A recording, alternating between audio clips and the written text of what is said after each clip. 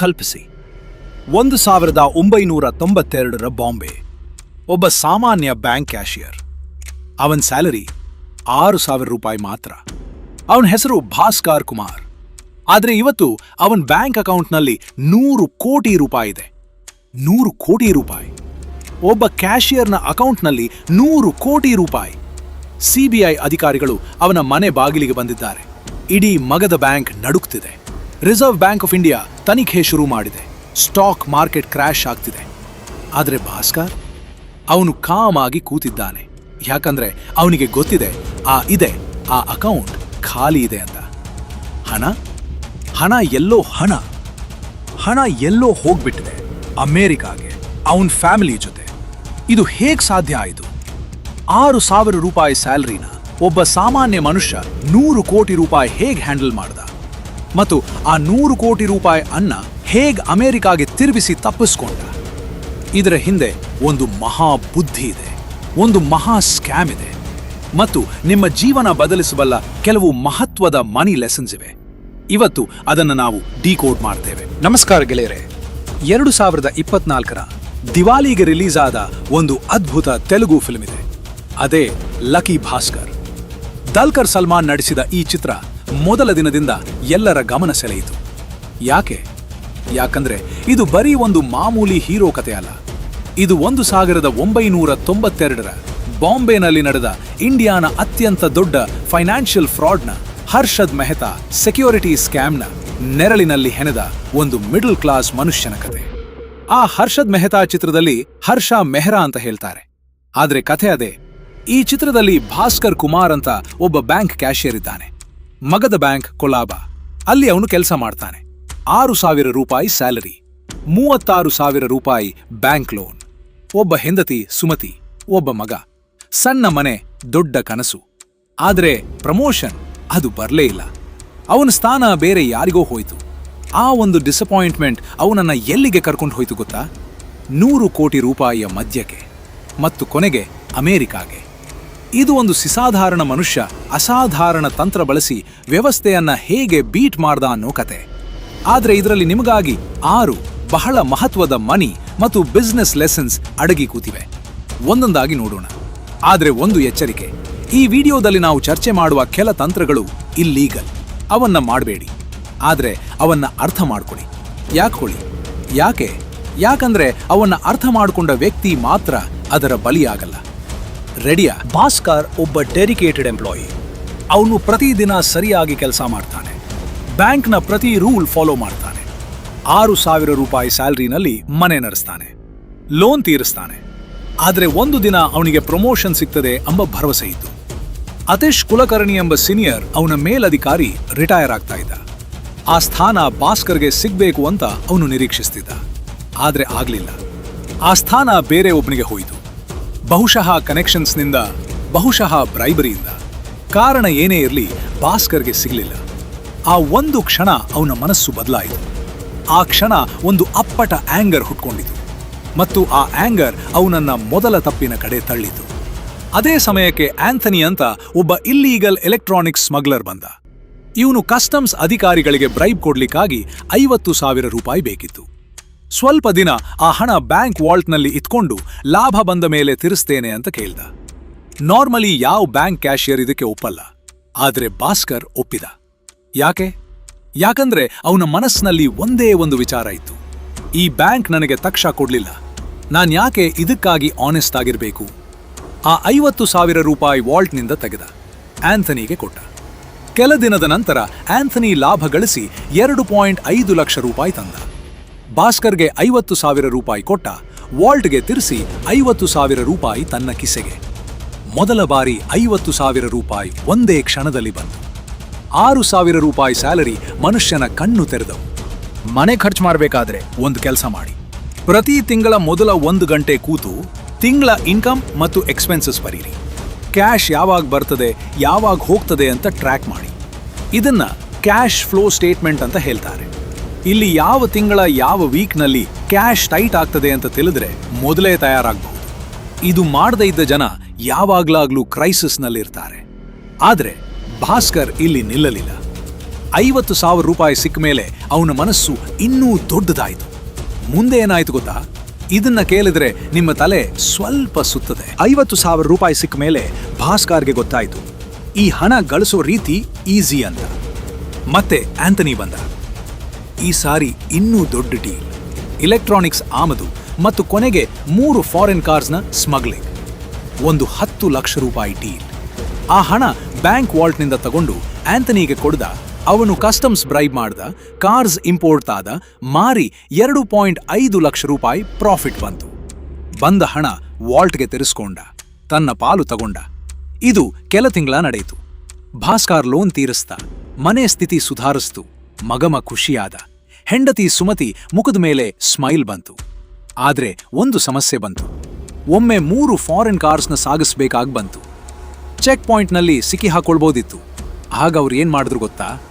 ಭಿಕ್ಷುಕರನ್ನ fake ಪೊಲಿಟಿಕಿಯನ್ಸ್ ಆಗಿ dress ಮಾಡಿಸಿ ಸರ್ಕಾರಿ ಕಾರ್ಸ್ ಅಂತ ತೋರಿಸಿ ಚೆಕ್ ಪಾಯಿಂಟ್ನ ಹಾದು ಬಂದ್ರು. ಇದು ತಿಳಿದ ಮೇಲೆ ಒಂದು ಸ್ಪಷ್ಟ ಅನ್ಸ್ತದೆ, ಎಷ್ಟು ಜಾಣ್ಮೆ ಇದ್ರೂ ದಾರಿ ತಪ್ಪಿದ್ರೆ ಎಲ್ಲ ಹೋಗ್ತದೆ. ಇಲ್ಲಿ ನಾವು ಕಾಣ್ತೇವೆ ಒಂದು ಬಹಳ ಮಹತ್ವದ finance concept, risk versus reward. ಪ್ರತಿ ಹೆಚ್ಚಿನ ರಿವಾರ್ಡ್ಗೂ ಒಂದು ಹೆಚ್ಚಿನ ರಿಸ್ಕ್ ಜೊತೆ ಇರ್ತದೆ. ಭಾಸ್ಕರ್ 50,000 ರೂಪಾಯಿಗಾಗಿ 50,000 ರೂಪಾಯಿ ರಿಸ್ಕ್ ತಗೊಂಡ. 10 ಲಕ್ಷ ರೂಪಾಯಿ ಡೀಲಿಗೆ 10 ಲಕ್ಷ ರೂಪಾಯಿ ರಿಸ್ಕ್ ತಗೊಂಡ. 10 ಲಕ್ಷ ರೂಪಾಯಿ ಹೋದ್ರೆ ಜೈಲು, ಇಡೀ ಕರಿಯರ್ ನಾಶ. ಇದು ಯಾವ ಬುದ್ಧಿವಂತ ಇನ್ವೆಸ್ಟರ್ ಮಾಡಲ್ಲ. ಆದ್ರೆ ಇಲ್ಲಿ ಒಂದು ಲೀಗಲ್ ಮತ್ತು ಉಪಯುಕ್ತ ಲೆಸನ್ ಇದೆ, ರಿಸ್ಕ್ ಕ್ಯಾಲ್ಕುಲೇಷನ್. ಯಾವ ಡೆಸಿಷನ್ ತಗೊಳ್ಳೋ ಮೊದಲು 2 ಪ್ರಶ್ನೆ ಕೇಳ್ಕೊಳ್ಳಿ. ಇದು ತಪ್ಪಿದ್ರೆ ನಾನು ಏನ್ ಕಳ್ಕೊಳ್ತೇನೆ ಮತ್ತು ಇದು ಸರಿಯಾದ್ರೆ ನಾನು ಏನ್ ಗಳಿಸ್ತೇನೆ. ಈ 2 ಉತ್ತರ ನಿಮ್ಮ ಮನಸ್ಸಿನಲ್ಲಿ ಕ್ಲಿಯರ್ ಇದ್ದ ಮೇಲೆ ಡಿಸಿಷನ್ ತಗೊಳ್ಳಿ. ಇದನ್ನ ರಿಸ್ಕ್ ರಿವಾರ್ಡ್ ರೇಷಿಯೋ ಅಂತ ಹೇಳ್ತಾರೆ. 100 ರೂಪಾಯಿ ಇನ್ವೆಸ್ಟ್ ಮಾಡಿದ್ರೆ 10 ರೂಪಾಯಿ ಪ್ರಾಫಿಟ್ ಸಿಗ್ತದ, ಅದು 10% ರಿಟರ್ನ್. 100 ರೂಪಾಯಿ ರಿಸ್ಕ್ ಮಾಡಿದ್ರೆ 1,000 ರೂಪಾಯಿ ಸಿಗ್ತದ, ಅದು 10x ರಿಟರ್ನ್. ಆದ್ರೆ 100 ರೂಪಾಯಿ ಮಾಡಿದ್ರೆ 10 ರೂಪಾಯಿ ಸಿಗ್ತದ ಅಥವಾ 100 ರೂಪಾಯಿ ಹೋಗ್ತದ? ಈ ಪ್ರಶ್ನೆ ಕೇಳ್ಕೊಂಡ ಮೇಲೆ ಹೆಚ್ಚು ಜನ ರಿಸ್ಕಿ ಡಿಸಿಷನ್ಸ್ ತಗೊಳ್ಳಲ್ಲ. ವಾರನ್ ಬಫೆಟ್ ಒಂದು ಮಾತು ಹೇಳ್ತಾರೆ, rule number 1 never lose money. Rule number 2 never forget rule number 1. ಇದರ ಅರ್ಥ ಏನಂದ್ರೆ ಮೊದಲು ಡೌನ್ ಸೈಡ್ ಪ್ರೊಟೆಕ್ಟ್ ಮಾಡ್ಕೊಳ್ಳಿ, ಆಮೇಲೆ ಅಪ್ ಸೈಡ್ ನೋಡಿ. ಆದ್ರೆ ಇದೆಲ್ಲ ಸ್ಮಗ್ಲಿಂಗ್ ಕೊನೆಗೆ ನಿಂತಿತು. ಆಂಥನಿ ಅಮೆರಿಕಾಗೆ ಹೊರಟ. ಭಾಸ್ಕರ್ ಒಂದು ದಾರಿ ಮುಚ್ಚಿತು ಅಂತ ನಿಟ್ಟುಸಿರು ಬಿಟ್ಟ. ಆದ್ರೆ ಅದೇ ಸಮಯಕ್ಕೆ ಅವನ್ ಬ್ಯಾಂಕ್ನ 3 ದೊಡ್ಡ ಅಫಿಷಿಯಲ್ಸ್ ಅರೆಸ್ಟ್ ಆದ್ರು. ಅವರು ತಾವೇ ಫ್ರಾಡ್ ಮಾಡ್ತಿದ್ದ ಕಾರಣ. ಅವ್ರು ಹೋಗ್ದ ಮೇಲೆ ಆ ಸ್ಥಾನ ಯಾರ್ಗ್ ಸಿಕ್ತು ಗೊತ್ತಾ? ಭಾಸ್ಕರ್ಗೆ ಪ್ರಮೋಷನ್ ಬಂತು, ಅದು ಕೂಡ ಅಸಿಸ್ಟೆಂಟ್ ಜನರಲ್ ಮ್ಯಾನೇಜರ್. ಅಲ್ಲಿಂದ ಒಂದು ಇನ್ನೂ ದೊಡ್ಡ ಜಗತ್ತು ತೆರೆಯಿತು ಮತ್ತು ಅಲ್ಲಿ ಅವನ ಮುಂದೆ ಬಂದ ಒಂದು ಮನುಷ್ಯ ಅವನ ಜೀವನ ಇಡೀ ಬದಲಿಸ್ದ. ಆ ಮನುಷ್ಯನ ಹೆಸರು ಹರ್ಷ ಮೆಹ್ರಾ. ಭಾಸ್ಕರ್ GM ಆದ್ಮೇಲೆ ಅವನ್ ಬಾಸ್ ಒಂದು ಕೆಲಸ ಕೊಟ್ಟ. ಹರ್ಷ ಮೆಹ್ರಾ ಎಂಬ ದೊಡ್ಡ ಬಿಸ್ನೆಸ್ ಮ್ಯಾನ್ ಅಕೌಂಟ್ನ ಹ್ಯಾಂಡಲ್ ಮಾಡಬೇಕು. ಹರ್ಷ ಮೆಹ್ರಾ 1992 ಬಾಂಬೆ ಸ್ಟಾಕ್ ಎಕ್ಸ್ಚೇಂಜ್ನ ಬಿಗ್ ಬುಲ್ ಅಂದ್ರೆ ಶೇರ್ ಮಾರ್ಕೆಟ್ನ ಅತ್ಯಂತ ಶಕ್ತಿಶಾಲಿ ಆಟಗಾರ. ಇವನ ಪ್ರತಿನಿಧಿ ಸೂರಜ್ ಬಂದ. ಕತಾರಿ ಬ್ಯಾಂಕ್ ಎಂಬ ಇನ್ನೊಂದು ಬ್ಯಾಂಕ್ನ ಬ್ಯಾಂಕ್ ರಿಸೀಟ್ ತಂದ. ಆ ರಿಸೀಟ್ ಅಂದ್ರೆ ಒಂದು ದಾಖಲೆ, ನಮ್ಮ ಬಳಿ ಇಷ್ಟು ಹಣ ಇದೆ, ಅದರ ಮೇಲೆ ಲೋನ್ ಕೊಡಿ ಎಂಬ ಭರವಸೆ ಪತ್ರ. ಭಾಸ್ಕರ್ ಆ ರಿಸೀಟ್ ಮೇಲೆ ಸೈನ್ ಮಾಡ್ದ. 100 ಕೋಟಿ ರೂಪಾಯಿ ಲೋನ್ ಅಪ್ರೂವ್ ಆಯಿತು. ಆದ್ರೆ ಇಲ್ಲಿ ಒಂದು ದೊಡ್ಡ ಸಮಸ್ಯೆ ಇತ್ತು, ಆ ಬ್ಯಾಂಕ್ ರಿಸೀಟ್ ಫೇಕ್ ಆಗಿತ್ತು. ಕತಾರಿ ಬ್ಯಾಂಕ್ನಲ್ಲಿ ಅಷ್ಟು ಹಣ ಇರಲಿಲ್ಲ. ಹರ್ಷ ಮೆಹ್ರಾ ಸುಳ್ಳು ರಿಸೀಟ್ಸ್ ಬಳಸಿ ಮಗದ ಬ್ಯಾಂಕ್ನಿಂದ 100 ಕೋಟಿ ರೂಪಾಯಿಗಿಂತ ಹೆಚ್ಚು ಎತ್ತಿದ್ದ. ಆ ಹಣ ತೆಗೆದ ಮೇಲೆ ಏನ್ ಮಾಡ್ದ? ಶೇರ್ ಮಾರ್ಕೆಟ್ನಲ್ಲಿ ಹಾಕ್ದ.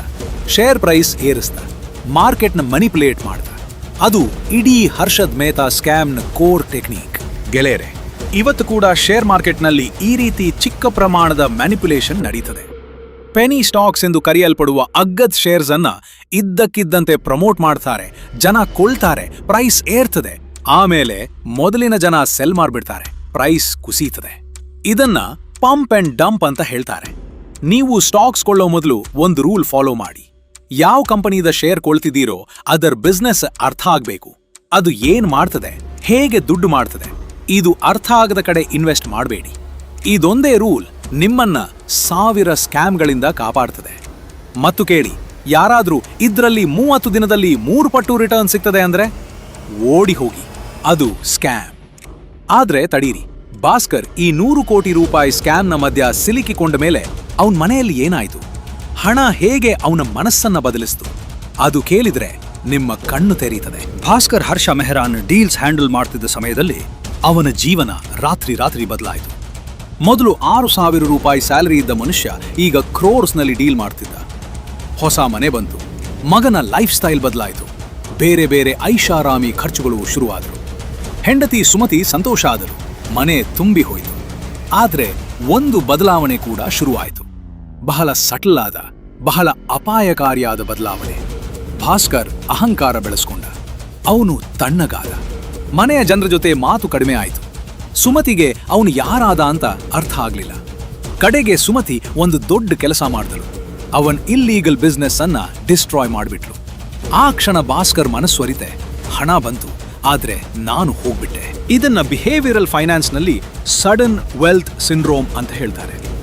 ಯಾವಾಗ ಒಬ್ಬ ವ್ಯಕ್ತಿ ತನ್ನ ಸಾಮರ್ಥ್ಯಕ್ಕಿಂತ ಹೆಚ್ಚು ವೇಗದಲ್ಲಿ ಹಣ ಗಳಿಸ್ತಾನೋ ಅವನ ಮನಸ್ಸಿಗೆ ಅದನ್ನು ಹ್ಯಾಂಡಲ್ ಮಾಡಲಿಕ್ಕೆ ಆಗಲ್ಲ. ಅದರ ಫಲ ಆರೋಗೆನ್ಸ್, ಐಸೋಲೇಷನ್, ಪ್ಯಾರನೋಯಾ. ಈ 6,000 ರೂಪಾಯಿ ಇದ್ದ ಮನುಷ್ಯ 100 ಕೋಟಿ ರೂಪಾಯಿ ಹ್ಯಾಂಡಲ್ ಮಾಡಲಿಕ್ಕೆ ಮೆಂಟಲಿ ಸಿದ್ಧ ಇರಲಿಲ್ಲ. ಅದಕ್ಕೆ ಬದಲಾದ. ತನ್ನ ಮನೆಯ ಜನರನ್ನ ದೂರ ಮಾಡಿಕೊಂಡ. ರಿಯಲ್ ವರ್ಲ್ಡ್ನಲ್ಲಿ ನಾವಿದನ್ನು ತುಂಬಾ ನೋಡ್ತೇವೆ. ಲಾಟ್ರಿ ಗೆದ್ದ ಜನ, ಒಂದೇ ದಿನ ಶ್ರೀಮಂತ ಆದ ಜನ, ಅವರಲ್ಲಿ 70 ರೂಪಾಯಿಗಿಂತ ಹೆಚ್ಚು ಪರ್ಸೆಂಟ್ 5 ವರ್ಷದಲ್ಲಿ ತಮ್ಮ ಹಣ ಕಳ್ಕೊಳ್ತಾರೆ ಅಂತ ಸ್ಟಡೀಸ್ ಹೇಳ್ತವೆ. ಯಾಕಂದ್ರೆ ಅವರಿಗೆ ಆ ಹಣ ಬಂದ ರೀತಿ, ಅದನ್ನ ತಿಳಿದ ಮೈಂಡ್ಸೆಟ್ ತಿಳಿಸಿಲ್ಲ. ಶ್ರೀಮಂತಿಕೆ ಬರೋ ಮೊದಲು ಮೈಂಡ್ಸೆಟ್ ಶ್ರೀಮಂತ ಆಗಬೇಕು. 3 ಕೆಲಸ ಮಾಡಿ. ಮೊದಲನೇದು, ಹಣ ಹೆಚ್ಚಾದಂತೆ ನಿಮ್ಮ ಹ್ಯೂಮಿಲಿಟಿ ಹೆಚ್ಚಾಗ್ಲಿ. ಆರಗೆನ್ಸ್ ಅಲ್ಲ, ಎಷ್ಟು ಬೆಳೆದ್ರೂ ನಿಮ್ಮ ಮನೆಯ ಜನರ ಜೊತೆ ಸಂಬಂಧ ಉಳಿಸ್ಕೊಳ್ಳಿ. 2ನೇದು, ಸಡನ್ ಆಗಿ ಬಂದ ಹಣ ಖರ್ಚು ಮಾಡಬೇಡಿ. ಮೊದಲ 6 ತಿಂಗಳು ಅದನ್ನು ಬಿಡಿ, ಯೋಚಿಸಿ, ಪ್ಲಾನ್ ಮಾಡಿ. 3ನೇದು, ನಿಮ್ಮ ಫೈನಾನ್ಷಿಯಲ್ ಬೆಳವಣಿಗೆ ನಿಮ್ಮ ಪರ್ಸನಲ್ ಗ್ರೋತ್ ಜೊತೆ ಹೋಗಬೇಕು.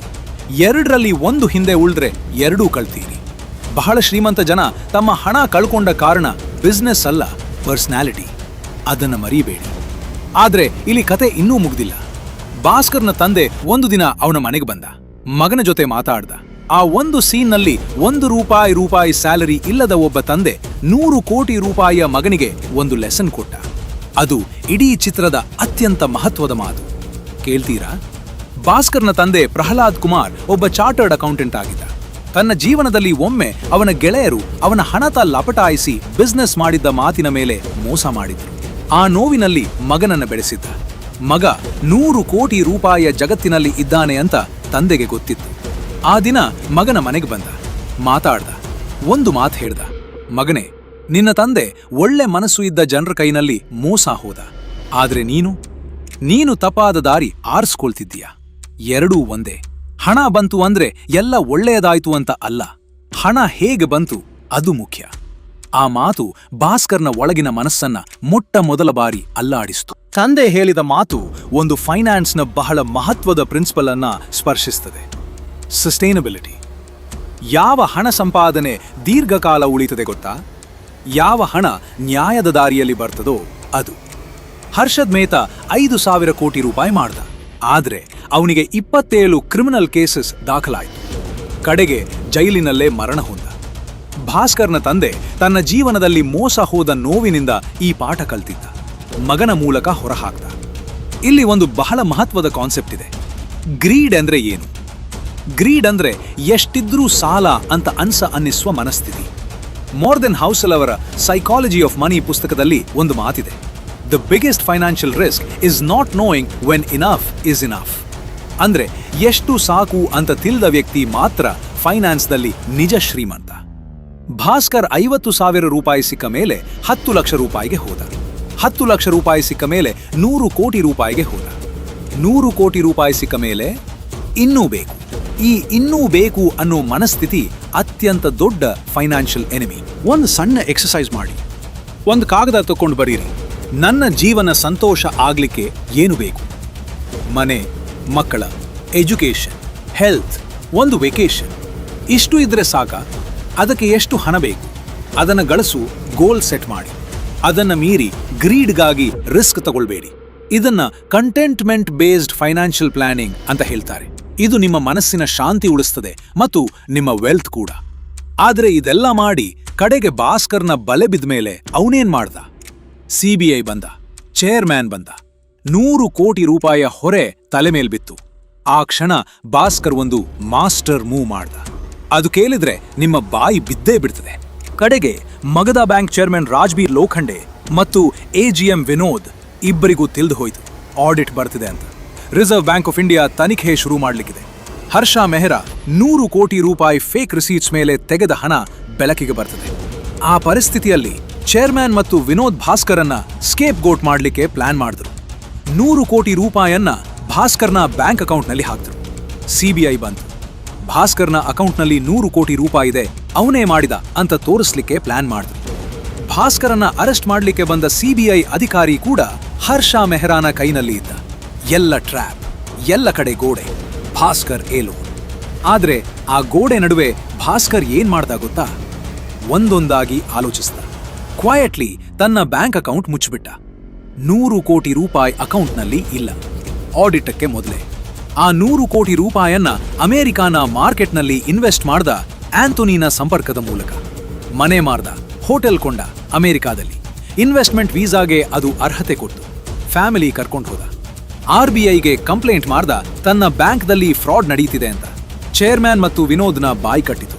ಅವರ ಬದಲಿಗೆ ತನ್ನನ್ನ ಬಳಸ್ತಿದ್ದ ಅಂತ ಪ್ರೂವ್ ಮಾಡ್ದ. ಮತ್ತು ಭಾಸ್ಕರ್ ಅಮೆರಿಕಾನಲ್ಲಿ ಹೊಸ ಜೀವನ. ಇಲ್ಲಿ 4 ಬಹಳ ಮಹತ್ವದ ಸ್ಟ್ರಾಟಜಿ ಕೆಲಸ ಮಾಡ್ತದೆ. ಮೊದಲನೇದು ಎವಿಡೆನ್ಸ್ ಡಿಸ್ಟ್ರಾಯ್. ತಪ್ಪಿಸ್ಕೊಳ್ಳಿಕ್ಕೆ ಮೊದಲು ತನ್ನ ಮೇಲಿರೋ ಎಲ್ಲ ಬಲೆ ತಾನೇ ಕಿತ್ತ, ಅಕೌಂಟ್ ಮುಚ್ಚಿದ. ಎರಡನೇದು ಒಫೆನ್ಸ್ ಆಸ್ ಡಿಫೆನ್ಸ್. ತಾನು ತನ್ನನ್ನ ಡಿಫೆಂಡ್ ಮಾಡ್ಕೊಳ್ಳಲ್ಲ, ಬದಲಾಗಿ ತನ್ನ ಮೇಲೆ ಅಟ್ಯಾಕ್ ಮಾಡ್ತಿರೋ ಜನರ ಮೇಲೆ ಕಂಪ್ಲೇಂಟ್ ಮಾಡ್ದ. RBIಗೆ ದೂರು ಕೊಟ್ಟ. ಮೂರನೇದು ಎಕ್ಸಿಟ್ ಸ್ಟ್ರಾಟಜಿ. ಯಾವಾಗ ಬೆಂಕಿ ಶುರು ಆಗ್ತದೆ ಅಂತ ಮೊದಲೇ ತಿಳ್ದ, ಮೊದಲೇ ಪ್ಲಾನ್ ಮಾಡ್ದ. ಅಮೆರಿಕ ಹೋಟೆಲ್ ಕೊಂಡು ವೀಸಾ ಪ್ಲಾನ್ ಮಾಡ್ದ. ನಾಲ್ಕನೇದು use system against it self. ದೊಡ್ಡ ಸ್ಕ್ಯಾಮರ್ಸ್ ಅನ್ನ ತಿರುಗಿ ಅದೇ ಸಿಸ್ಟಮ್ ಬಳಸಿ ಹಿಡ್ದ. ಯಾವ ಬಿಸ್ನೆಸ್ ಮಾಡ್ತಿದ್ರು, ಯಾವ ಇನ್ವೆಸ್ಟ್ಮೆಂಟ್ ಮಾಡ್ತಿದ್ರು, ಒಂದು ಎಕ್ಸಿಟ್ ಸ್ಟ್ರಾಟಜಿ ಇರಬೇಕು. ಅಂದ್ರೆ ಇದು ಸರಿ ಹೋಗ್ಲಿಲ್ಲ ಅಂದ್ರೆ ನಾನು ಯಾವ ಕ್ಷಣದಲ್ಲಿ ಹೊರಬರ್ತೇನೆ, ಎಷ್ಟು ಲಾಸ್ ಆದ್ಮೇಲೆ ಸ್ಟಾಪ್ ಮಾಡ್ತೇನೆ. ಇದನ್ನ ಸ್ಟಾಪ್ ಲಾಸ್ ಅಂತ ಹೇಳ್ತಾರೆ. ಶೇರ್ ಮಾರ್ಕೆಟ್ನಲ್ಲಿ 100 ರೂಪಾಯಿಗೆ ಶೇರ್ ಕೊಂಡಿದ್ದೀರಿ, 80 ರೂಪಾಯಿಗೆ ಬಿದ್ರೆ ಮಾರ್ಬಿಡ್ತೇನೆ ಅಂತ ಮೊದಲೇ ಡಿಸೈಡ್ ಮಾಡ್ಕೊಳ್ಳಿ. ಇದು 80 ರೂಪಾಯಿಗೆ ಇರಿದ ಮೇಲೂ ವಾಪಸ್ ಬರ್ಲತ್ ಬರ್ತದೆ ಅಂತ ಕೂತು 10 ರೂಪಾಯಿಗೆ ಬಿದ್ದ ಮೇಲೆ ತಿರ್ಕೊಳ್ಳೋ ತಪ್ಪಿನಿಂದ ಕಾಪಾಡ್ತದೆ. ಭಾಸ್ಕರ್ ಆಡಿಟ್ ಬರ್ತದೆ ಅಂತ ಮೊದಲೇ ಗೊತ್ತಾಯಿತು. ಅಷ್ಟರೊಳಗೆ ಎಕ್ಸಿಟ್ ಮಾಡ್ದ. ಆ ಸ್ಪೀಡ್ ಮತ್ತು ಫೋರ್ಸೈಟ್ ಅವನನ್ನ ಬದುಕಿಸಿತು. ಆದ್ರೆ ಇದೆಲ್ಲ ಓದಿದ ಮೇಲೆ ಒಂದು ಪ್ರಶ್ನೆ ಮನಸ್ಸಿಗೆ ಬರ್ತದೆ. ಭಾಸ್ಕರ್ ತಪ್ಪಿಸ್ಕೊಂಡ, ಆದ್ರೆ ಇದು ನಮ್ಮ ಮನಸ್ಸಿಗೆ ಒಳ್ಳೆ ಮೆಸೇಜ್ ಕೊಡ್ತದಾ? ಈ ಪ್ರಶ್ನೆ ಬಹಳ ಮಹತ್ವದ್ದು. ಮತ್ತು ಆ ಪ್ರಶ್ನೆಗೆ ಉತ್ತರ ಈ ಚಿತ್ರದ ಒಂದು ಕಡೆ ಮಿಂಚಿ ಹೋಗ್ತದೆ. ಹರ್ಷ ಮೆಹ್ರಾ 100 ಕೋಟಿ ರೂಪಾಯಿಗಿಂತ ಹೆಚ್ಚು ತೆಗೆಯಲಿಕ್ಕಾಗಿ ಸುಳ್ಳು ಬ್ಯಾಂಕ್ ರಿಸೀಟ್ಸ್ ಬಳಸ್ದ. ಆ ರಿಸೀಟ್ಸ್ ಯಾವ ಬ್ಯಾಂಕ್ದ ಹೆಸರಲ್ಲಿ ಇದ್ದ ಗೊತ್ತಾ? Qatari bank. ಆ ಬ್ಯಾಂಕ್ದ ಜನರಲ್ ಮ್ಯಾನೇಜರ್ ಇದ್ದ S ಹರಿಹರನ್ ಅಂತ ಒಬ್ಬ ಒಳ್ಳೆ ಮನುಷ್ಯ. ಅವನು ಏನೂ ಮಾಡಿರ್ಲಿಲ್ಲ. ಆದ್ರೆ ಹರ್ಷ ಮೆಹ್ರಾ ಅವನ್ ಬ್ಯಾಂಕ್ನ ಹೆಸರನ್ನ ಫೋರ್ಜ್ ಮಾಡ್ದ. ಅವನ್ ಸಿಗ್ನೇಚರ್ನ ಅನುಕರಿಸ್ದ. 100 ಕೋಟಿ ರೂಪಾಯಿ ಕಾಗದದ ಮೇಲೆ ಬಂತು. ಆಮೇಲೆ RBI ತನಿಖೆ ಶುರು ಆಯ್ತು. ಕತಾರಿ ಬ್ಯಾಂಕ್ 100 ಕೋಟಿ ರೂಪಾಯಿ ಎಲ್ಲಿ ಇದೆ ಅಂತ ಕೇಳಿದ್ರು. ಹರಿಹರನ್ಗೆ ಗೊತ್ತೇ ಇರಲಿಲ್ಲ. ಅವನ ಮೇಲೆ ಫ್ರಾಡ್ನ ಆರೋಪ ಬಂತು. ಆ ಸ್ಟ್ರೆಸ್ ತಾಳ್ಲಿಕ್ಕಾಗದ ಅವನು ತನ್ನ ಆಫೀಸ್ನಲ್ಲೇ ಹಾರ್ಟ್ ಅಟ್ಯಾಕ್ನಿಂದ ಸತ್ ಹೋದ. ಒಬ್ಬ ಒಳ್ಳೆ ಮನುಷ್ಯ, ಯಾರ ತಪ್ಪೂ ಇಲ್ಲದೆ ಸ್ಕ್ಯಾಮ್ನ ಕೊಲ್ಯಾಟ್ರಲ್ ಡ್ಯಾಮೇಜ್ ಆದ. ಇದು ಭಾಸ್ಕರನ್ನ ಅಲ್ಲಾಡಿಸಿತು. ಇಲ್ಲಿ ಒಂದು ಬಹಳ ಮಹತ್ವದ ಸತ್ಯ ಇದೆ. ಫೈನಾನ್ಷಿಯಲ್ ಫ್ರಾಡ್ಗಳ ನೋವು ಯಾವಾಗಲೂ ವೀಕ್, ಇನ್ನೋಸೆಂಟ್ ಜನರ ಮೇಲೆ ಬೀಳ್ತದೆ. ಹರ್ಷ ಮೆಹ್ರಾ 5,000 ಕೋಟಿ ರೂಪಾಯಿ ಮಾಡ್ದ. ಭಾಸ್ಕರ್ 100 ಕೋಟಿ ರೂಪಾಯಿ ಮಾಡ್ದ. ಆದ್ರೆ ಹರಿಹರನ್ ಸತ್ತ. 100 ಕೋಟಿ ರೂಪಾಯಿ ಇದ್ದ ಅಕೌಂಟ್ನಲ್ಲಿ ಇದ್ದ ಹಣ, ಅದು ಡಿಪಾಸಿಟರ್ಸ್ನ ಹಣ, ಸಾಮಾನ್ಯ ಜನರ ಉಳಿತಾಯ.